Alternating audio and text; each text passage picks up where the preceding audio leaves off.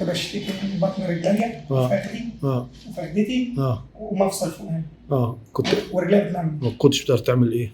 كنتش بقدر امشي خالص وما كنتش بعرف اقعد. بقيت اعرف اقعد الحمد لله 100 بس ان مشيت مفصل انه بيصرخ مشيت وركن. لكن تقدر تمشي دلوقتي؟ اقدر امشي دلوقتي. كويس يعني فات بعد شهر ونص اهو قدرت تمشي الحمد لله. الحمد لله. كويس. تشتغل كمان؟ ما شاء الله لا قوه الا بالله. يعني كويس أوي ما شاء الله. اشتغل توك توك حملت يوم الوقفه 70 عديت اوضه. يا عيني عليك، خدت العيدية كلها يعني. عيطت يعني. انا مش لاقي لحضرتك ان انا على قدي وفقير ومعايا 5 ايام. فانت قلت لي شهرين فالعيد جاي علينا بقى والعيال عايزين هديه ومال.